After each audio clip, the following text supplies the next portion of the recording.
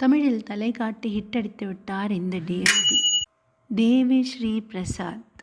உள்ளே போன நிருபருக்கு பெரிய ஆச்சரியம். என்ன பார்க்குறீங்க, என்னடா இளையராஜா சார் படம் இங்கே இவ்வளோ பெருசாக இருக்குன்னா அவரை மீறியெல்லாம் இனி யாரும் எதுவும் செஞ்சிட முடியாது.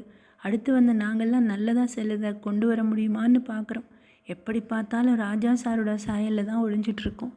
அவர் ஏதாவது ராகங்களை வச்சுருந்தா பார்க்கலாம், ஆனால் அதுக்கும் வழி இல்லையே. கலகலவென்று சிரித்தார் டிஎஸ்பி. எங்கள் அப்பா தான் ராஜா சார்கிட்ட என்னை கூட்டிகிட்டு போனார். எப்போவாவது தலையை வருடி கொடுத்து சிரிப்பார் ராஜா.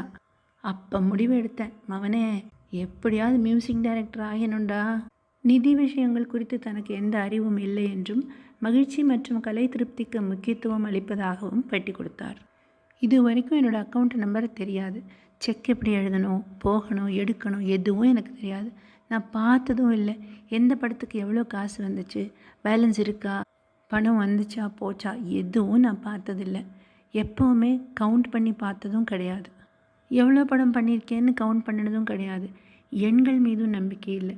சம்பாதிக்கிற காசை விட செலவழிக்காத காசு உன்கிட்ட இல்லாத மாதிரி தான்.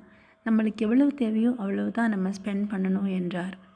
Amount of money you have is not directly proportional to your happiness என்றார் டிஎஸ்பி. என்னோடய கான்ஃபிடென்ஸை யாராலையும் உழைக்க முடியாது என்றார். நான் என்னுடைய வாழ்க்கையை பணத்தோடு இணைச்சிக்கலை, அதனால் என்னோடய ஃபேஸில் நீங்கள் டென்ஷனே பார்க்க முடியாது என்றார் டிஎஸ்பி. அப்போது மனுஷனுக்கு டென்ஷன் கொடுக்கறது எது? பணம் தான்.